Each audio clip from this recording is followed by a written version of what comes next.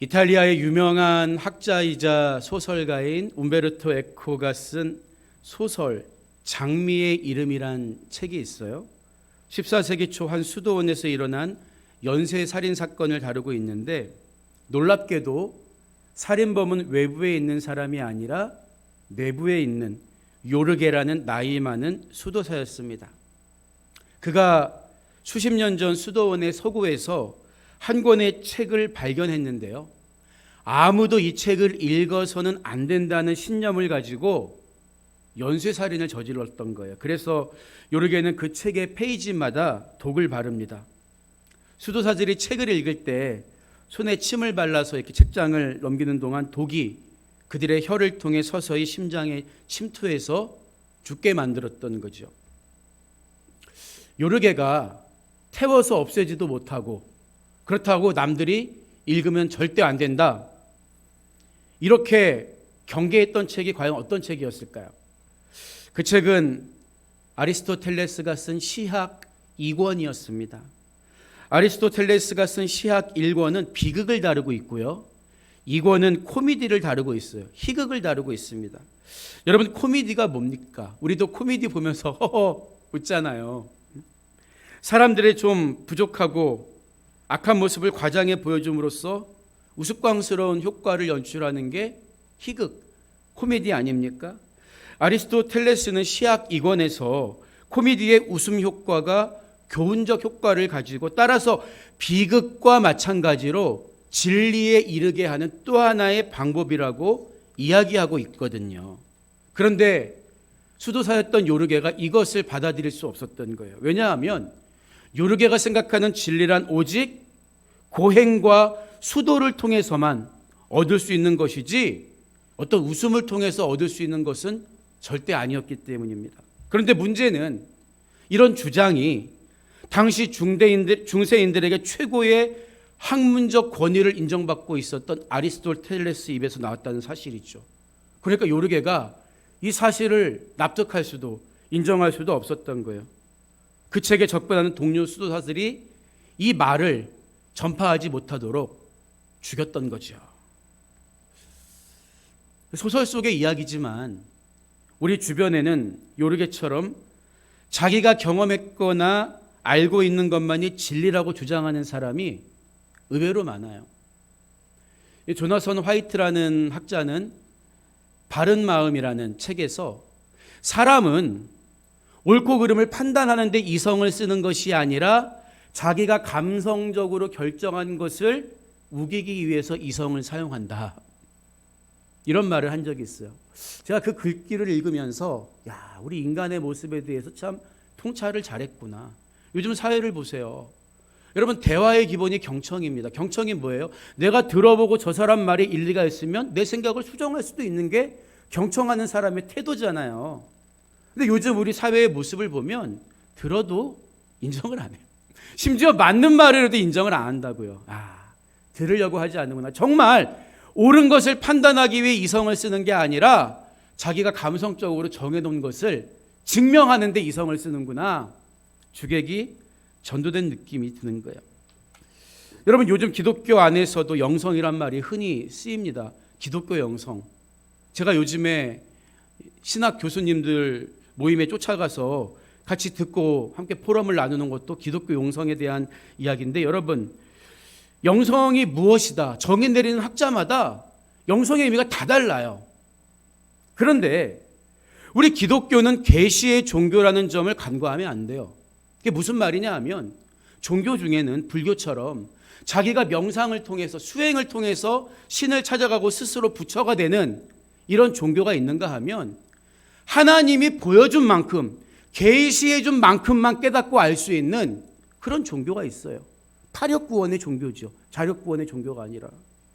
여러분, 그래서 우리는 하나님이 보여주신 만큼만 깨달을 수 있다는 거예요. 계시에는 자연현상을 통해서 나타나는 일반 계시와 특별하게 주신 특별 계시가 있는데 특별 계시가 뭡니까? 무슨 뭐 내가 개인적으로 신비한 체험을 하고 어떤 음성을 듣습니까? 그게 아니에요. 특별 계시는 우리가 봄이 지나면 여름이 되고 사람이 태어나면 죽고 이런 자연을 통해서 알 수 있는 계시가 아니라 이 성경이라는 하나님이 구체적으로 어떤 분이신지 어떻게 우리 인간을 구원하셨는지 정확하게 보여주는, 가감없이, 이게 특별 계시라는 말이죠. 그래서 가장 영성 있는 사람은, 가장 기독교 영성의 대가는 어떤 다른 종교가 추구하는 것처럼 내가 신비한 것을 체험하거나 듣거나 보거나 어떤 것을 깨달은 사람일까요? 아니에요. 기독교는 어떤 종교라고요? 계시의 종교. 하나님이 보여준 만큼 아는 거예요. 하나님이 계시 중에 가장 완전하고 특별한 성경 말씀에 순종하는 사람, 이 말씀에 가감하지 않는 사람, 이 사람이 가장 하나님 앞에서 영성이 있는 사람이다. 우리는 이렇게 말할 수가 있는 거겠죠. 말씀에 불순종하는 사람은 그렇기 때문에 그가 아무리 어떤 과거의 경험을 했든 교만한 사람일 뿐이라고요. 오늘 우리가 만나게 되는 남유다 왕 우시야 또한 젊어서는 아주 훌륭한 왕이었는데 노년에 말씀을 거역하는 교만으로 인해서 몰락하게 됩니다. 우시야의 아버지는 아마샤 왕이고 할아버지는 요아스 왕이죠. 그런데 아마샤, 요아스 모두 신하들에 의해서 암살당하고 말아요. 그러니까 우시야 왕은 좀 불행한 삶을 살았다고 말할 수 있겠죠. 북이스라엘을 보면 반란이 일어날 때마다 왕조가 바뀌게 돼요. 그러니까 반란을 저지른 신하가 스스로 왕이 됩니다. 북쪽의 이스라엘에서는. 그러니까 200년이 조금 넘는 짧은 시간 동안 무려 9개 왕조가 등장하죠. 그야말로 무법천지였어요. 하지만 남유다는 조금 다릅니다. 왕을 암살했다고 해서 그 신하가 스스로 왕이 되지 않아요. 그리고 왕가의 혈통 가운데 한 사람을 왕으로 세운다는 차이가 있어요. 이것은 하나님이 다윗에게 약속하시기를 내 왕위가 여전히 보존되리라 다윗에게 주신 언약 때문이었습니다. 불과 7살의 왕위에 오른 할아버지 요아스 정도는 아니지만 우시야 역시 아버지가 암살당해서 16살의 왕에 오릅니다. 그러니까 처음엔 얼마나 순수하고 말씀대로 통치하려고 노력했겠어요. 역대하 26장 4절 이하의 말씀을 보면 우시야가 그의 아버지 아마샤의 모든 행위대로 여호와 보시기에 정직하게 행하며 하나님의 묵시를 밝히 아는 스가랴가 사는 날에 하나님을 찾았고 그가 여호와를 찾는 동안에는 하나님이 형통하게 하셨더라. 이렇게 이야기하고 있어요. 그러니까 아버지의 좋은 점을 본받았고 또 신앙적으로 스가랴라는 영적 동반자가 있었고 그 말씀에 순종하니까 하나님이 형통하게 하셨다는 거예요. 여러분, 하나님은 정확한 분이십니다. 내가 정직한 마음으로 하나님을 힘써 찾고 말씀에 순종하면 하나님도 나를 돕고 나와 함께 하시오. 그러나 반대로 내가 하나님 말씀을 멸시하고 그분을 찾지 않으면 그분도 내게서 얼굴을 돌리시는 거예요. 여기서 먼저 확인하고 넘어가야 할 사실이 있는데 똑같은 말씀이 기록된 우시야 왕에 관한 말씀이 기록된 열왕기의 기록을 보면요. 우시야 이름이 아샤라로 표기되어 있다는 점이에요. 아샤라. 우시야는 여호와는 나의 능력이란 뜻이고 아샤라는 여호와께서 나를 도우셨다는 뜻인데 왜 이름이 다를까요? 아샤라는 왕이 처음에 태어났을 때 붙여진 이름입니다. 우리는 요즘에는 별로 그런 문화가 흔치 않지만 예전에 우리나라 사람들 어렸을 때 불렀던 이름이 따로 있고 나이 들어서 부르는 이름도 있고 거기다가 호까지 있잖아요. 그래서 굉장히 이름이 헷갈리는데 유다 왕가에도 어렸을 때 부르던 이름이 있었고 나이가 들어서 공식적으로 왕위에 즉위할 때 붙여지는 이름이 있었던 것 같아요. 그래서 아샤라는 어렸을 때 불렀던 이름이고 우시야는 왕이 된 후에 새로 가지게 된 공식적인 이름으로 이해하면 됩니다. 물론 우리에게는 아샤라보다 우시야란 이름이 더 익숙하죠. 그런데 16살의 왕에 오른 우시야는 무려 52년 동안 나라를 통치하면서 남유다를 강성하게 만든 왕이었다고요. 하지만 점차 시간이 흐르면서 우시야 왕의 마음에 교만이 싹트게 됩니다. 본문 16절을 보니까 그가 강성하여짐에 그의 마음이 교만하여 악을 행하여 그의 하나님 여호와께 범죄하되 곧 여호와의 성전에 들어가서 향단에 분향하려 한지라 이렇게 기록되어 있어요. 보세요. 지난 시간에 살펴본 솔로몬 같은 경우는 어떤 잘못을 저질렀습니까? 하나님만 섬겨야 되는데 우상도 섬겼어요. 그렇죠? 여로보암도 마찬가지고. 그런데 우시아는 하나님을 섬기기는 했지만 자기가 하지 말아야 될 일까지도 억지로 했다는 거예요. 그런데 그게 어떤 열심에 기인한 게 아니라 교만한 마음에 뿌리를 두고 있었다고 성경이 말하고 있는 거예요. 분향단은 성막시대부터 있던 기구였는데 성소 안에서 하나님께 향기를 올려드리는 기구였습니다. 모세가 분향단을 하나님께 설계도를 받으러 만들었을 때는 가로 세로가 1규빗, 높이가 2규빗이었어요. 그러니까 약 50cm 정도 정사각형의 높이는 1m 정도 되는 작은 단위였는데 중요한 것은 크기가 아니라 이 분향단이 어떤 의미였냐는 거겠죠. 분향단은 아름다운 향기를 하나님께 올려드리기 위해 목적으로 만든 기구인데 향기는 성경에서 우리의 기도를 상징합니다. 성도들의 기도. 따라서 분향을 드린다는 것은 하나님의 돌보시고 다스리심을 간구하는 신앙적인 의미를 가지고 있다고요. 그래서 분향 시에는 특별하게 만든 향을 가지고 반드시 제사장이 매일매일 드려야 했던 거죠. 아무리 왕이라고 해도 마음대로 성소에 들어갈 수 없었고 더구나 자기가 직접 분향을 하는 것은 상상할 수도 없었던 거예요. 하나님이 구별된 제사장에게 그 일을 맡겼기 때문에. 여러분, 그런데 왜 우시아는 우리가 볼 땐 지나친 열심인데 성경은 교만이라고 그러잖아요. 왜 하나님의 율법을 무시하고 성소에 들어가서 스스로 분향을 하려 했던 걸까요? 그리고 성경은 그게 왜 교만이라고 얘기할까요? 지나친 열심이 아니라. 여기엔 이유가 있습니다. 당시 서아시아 일대의 국가들은 대부분 신정일치사회였어요. 왕이 제사장의 역할을 겸할 뿐만 아니라 왕이 신과 같은 존재로 추앙받는 게 그 당시 가나안 일대의 문화였습니다. 따라서 강성한 나라를 만들고 유지했던 우시아 마음속에는 은근히 주변 나라들 왕처럼 그런 높은 지위에 오르고자 했던 마음이 생겨났다는 거예요. 이젠 나도 이 정도 해도 되는 거 아니야? 하나님은 제사장만 이 일 하라고 했지만 뭐 날마다 하는데 하루 정도 내가 해도 되는 거 아니야? 보니까 어려운 일도 아니고 향을 가서 태워가지고 올리기만 하면 되는데. 우시아 눈에는 하나님의 일을 하는 제사장만 보였지 제사장 뒤에 계신 하나님이 보이지 않은 거예요. 왜? 교만해지니까.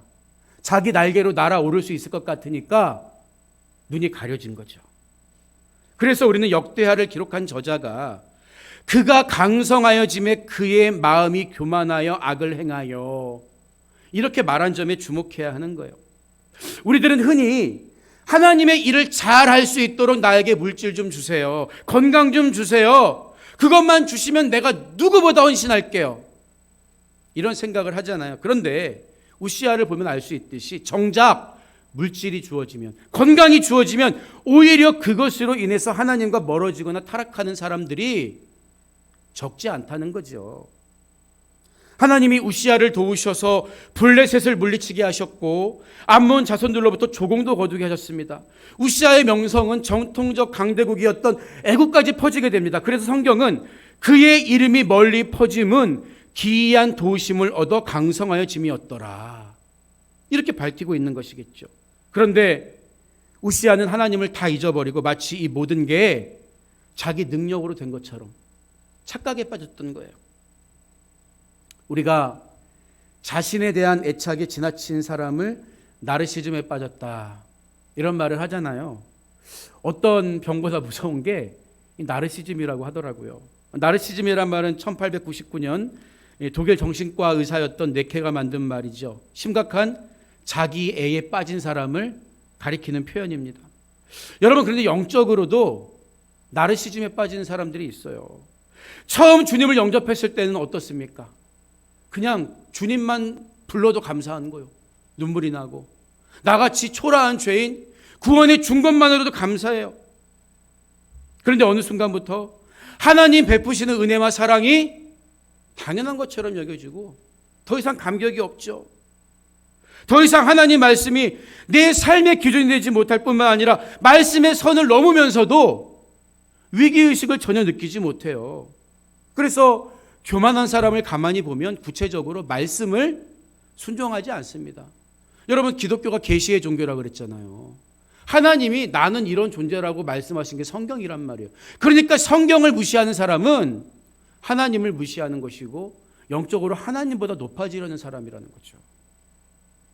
그리스 신화를 보면 이카로스라는 사람이 나오죠. 아버지 다이달로스가 만들어준 날개를 달고 높이 날아오릅니다. 그런데 태양에 가까이 가면 절대 안 된다는 아버지의 경고를 잊고 더 높이 날고 싶은 욕망을 억제하지 못해 날아오르다가 결국 날개를 이어붙인 납이 녹으면서 땅에 떨어져 죽고 맙니다. 오래전에 이문열 작가가 쓴 소설의 제목 추락하는 것은 날개가 있다라는 문구가 바로 이카루스의 신화에서 유래한 거죠. 여러분 생각해 보세요. 처음부터 그 날개가 없었다면 추락할 일이 있겠습니까? 아니에요. 하나님이 물질도 주시고 건강도 주시고 국력이 강성하게 해줘서 하나님 은혜로 됐는데 우시아는 그게 자기 날개짓인 줄 알았던 거예요. 추락해버린 거죠. 여러분 그래서 왜 제3세국에서 왜 개발도상국이라든지 지질이 못 사는 나라에서 부흥의 물결이 많이 일어날까요? 그들은 진짜 가난하기 때문이에요. 그러니까 마음도 자연히 가난한 거죠. 하나님 없이 난 안 된다. 너무나 자연스러워요. 그런데 왜 선진국이 되어갈수록 신앙이 점점 쇠퇴하고 타락하게 되는 걸까요? 교만해지기 때문이에요. 하나님 없이도 될 것 같거든요. 그러다가 문제가 터져야 그때 가서야 하나님 찾지. 간절한 마음으로 하나님 없으면 안 됩니다. 이 마음이 없어요. 교만에 빠지기가 쉬운 거예요. 성경의 왕들도 교만에 빠진 사람이 얼마나 많습니까? 사울왕 보세요. 우시아처럼 자기가 번제를 드리죠. 다윗왕 보세요. 그렇게 뛰어난 왕인데 야 하나님께 전쟁에 달려있다. 이거 믿지 않고 내 밑에 칼 쓰는 사람 몇 명이나 있어. 한번 세아려봐. 이런 교만함에 빠지잖아요. 히스기야 왕은 성전과 왕궁의 곳간을 바벨로 사절단에게 한껏 자랑하죠. 야, 나 이렇게 많은 금이 있어. 헤롯 왕은 자기 목소리를 신의 손이라고 아부하는 소리에 넘어가죠. 왜일까요? 왜? 그렇게 높은 지위에 오르니까. 하나님이 자기를 불러 왕으로 삼아주셨을 때 그 마음, 초심을 잃어버렸기 때문이다. 우리도 마찬가지라는 거예요. 왕은 아니지만 우리 신앙도 처음 은혜 받았을 때 야, 나 같은 거 하나님 자녀 삼아주셨네? 나 같은 거에 이런 직분을 주셨네? 이 초심을 잃어버리고 관성화되면 습관적으로 되면 교만해지고 교만해서 돌이키지 않으면 자기 날개짓에 의해서 추락하게 된다는 것을 우시아 왕을 통해 우리는 확인하게 되는 것입니다. 자기 마음대로 분양하려는 우시아 왕을 당시 제사장이었던 아샤라가 막아서죠. 본문 17절 이하를 보면 제사장 아샤라가 여호와의 용맹한 제사장 80명을 데리고 그의 뒤를 따라 들어가서 우시아 왕 곁에 서서 그에게 이르되 우시아여 여호와께 분향하는 일은 왕이 할 바가 아니요 오직 분향하기 위하여 구별함을 받은 아론의 자손 제사장들이 할 바니 성소에서 나가소서 왕이 범죄하였으니 하나님 여호와에게서 영광을 얻지 못하리이다. 이렇게 말합니다. 본문을 보면 아샤라가 혼자 들어간 게 아니라 우시아 왕을 저지하기 위해 데리고 들어간 80명의 제사장이 있었는데 그들을 용맹한 제사장 이렇게 기록하고 있어요. 용맹함으로 번역된 하일이란 단어는 사실 기본적으로 힘을 가지고 있다. 힘 속에는 물질, 그 다음에 능력, 실력, 육체적인 힘 다 들어가겠죠. 근데 여기에 덧붙여서 용감하다, 용기가 있다 이런 뜻도 가지고 있어요. 여러분 사실 왕을 제지하는 일에 나선다는 것은 용기가 필요합니다. 아세라는 한술 더 떠서 18절 후반부를 보면 하나님 여호와에게서 영광을 얻지 못하리이다. 이게 공동 번역으로 보면 하나님의 영광이 당신에게서 떠나갔습니다. 이렇게 선언하거든요. 하나님 말씀을 거역하는 게 하나님을 멸시하는 것이기 때문에 우리가 하나님을 멸시하면 하나님도 우리에게서 떠나가신다는 거예요. 예전에 코미디언 부부였던 이봉원, 박미선 씨가 한 토크쇼에 출연한 적이 있었어요. 이야기 중에 사회자가 박미선 씨의 이상형이 누구냐고 물어봐요. 아니 결혼한 여자한테 왜 이상형을 묻는지 모르겠어요. 그러자 겸연쩍어진 남편 이봉원 씨가 옆에서 아유 이 사람 GD 좋아해. GD 가수 GD 있잖아요. GD가 이상형일 거야. 지레 그렇게 이야기를 해요. 하지만 박미선 씨의 이상형은 놀랍게도 15년 전에 이봉원 씨였습니다. 그러니까 연애하고 막 결혼하던 때 다정하고 자상했던 남편이 지금도 그녀에겐 이상형이라는 거죠. 여러분, 말씀드린 것처럼 우시야 왕의 어릴 적 이름이 아샤라였는데 마음대로 분향하려는 우시야를 말린 제사장의 이름도 아샤라였습니다. 그러니까 아샤라의 잘못된 행동을 또 다른 아샤라가 막아선 거예요. 어쩌면 이것은 내가 어릴 적 왕위에 올라 정직하게 행할 때를 기억하라는 하나님의 경고였는지도 모릅니다. 예수님이 여러분의 어떤 모습을 찾고 계실까요? 처음 예수님을 영접하고 첫사랑의 감격과 감사로 살던 어제의 여러분이 아니겠습니까? 하지만 우시야는 하나님의 영광이 떠났다는 말에 즉각 행동을 멈추고 회개하기보다는 오히려 분노합니다. 네가 감히 내 행동을 제지해? 네가 날 저주해? 19절 이하를 보면 우시야가 손으로 향로를 잡고 분향하려 하다가 화를 내니 그가 제사장에게 화를 낼 때에 여호와의 전안 향단 곁 제사장들 앞에서 그의 이마에 나병이 생긴지라. 대제사장 아샤랴와 모든 제사장이 왕의 이마에 나병이 생겼음을 보고 성전에서 급히 쫓아내고 여호와께서 치심으로 왕도 속히 나가니라고 하죠. 나병에 걸린 사람은 성전에 들어올 수 없어요. 나병은 부정한 것을 상징하기 때문에. 우시야 왕의 분노가 오히려 그의 몸에 나병을 일으킵니다. 하나님이 치신 거죠. 교만해지면 하나님 말씀이 들리지 않아요. 그래서 우시야는 죽는 날까지 병에 걸린 채로 왕궁 밖에서 살아가게 되는 거죠.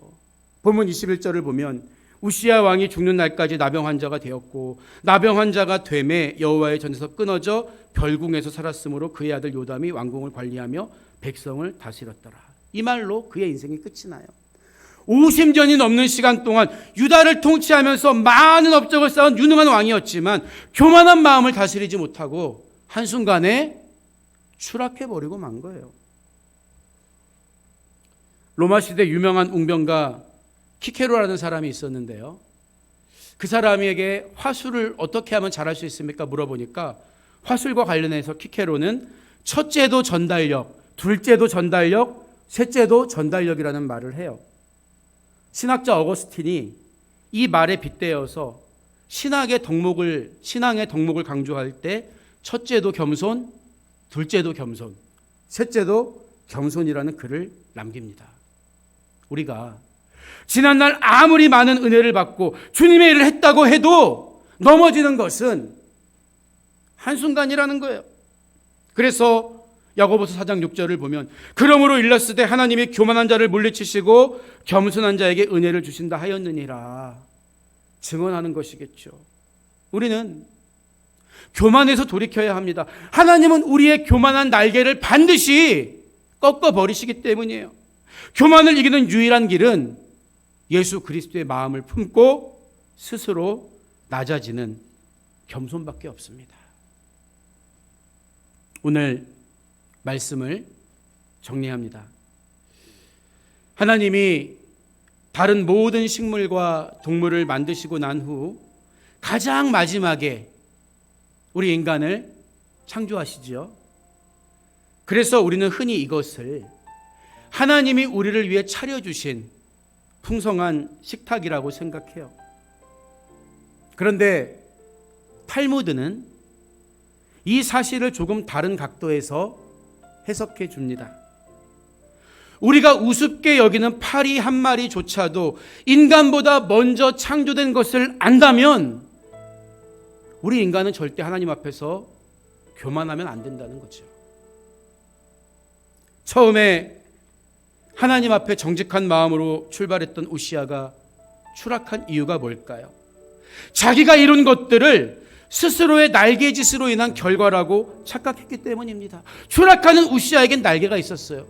그 날개는 허망한 날개였습니다.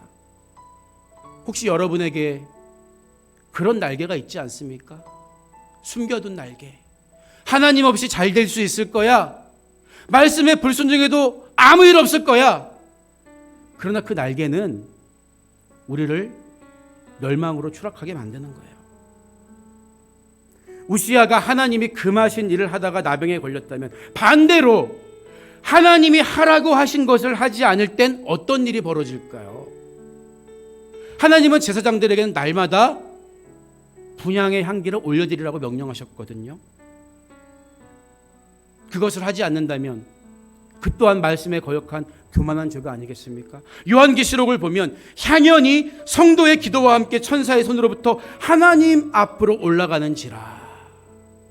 천사가 우리가 기도할 때마다 그 기도를 금향로에 담아 하나님께 가지고 올라간다고 성경이 증언해주고 있어요. 제사장이 매일 향을 태워드렸듯이 왕같은 제사장이 된 여러분에게는 날마다 기도의 향기를 올려드려야 할 의무가 생긴 거예요. 하나님 그거 하라고 하셨다고요. 하지 말라고 한 우시야가 교만에 빠져서 벌을 받았다면 하라고 한 것을 거역하고 하지 않는 죄를 하나님 묻지 않으시겠습니까? 여러분, 만약 기도하지 않고서도 막연히 잘 될 것이라고 생각한다면 그것은 나만의 헛된 날개일 뿐이며 그로 인해 결국 우리도 우시야처럼 추락하고 말 것입니다. 그러나 우리는 지금 돌이킬 수 있어요. 모든 것이 다 주님이 돕고 인도하신 결과입니다. 오늘 말씀을 기억하면서 날마다 하나님의 거룩한 제사장으로 기도의 향연을 올려드리는 겸손한 일꾼이 되시기를 주님의 이름으로 축복합니다.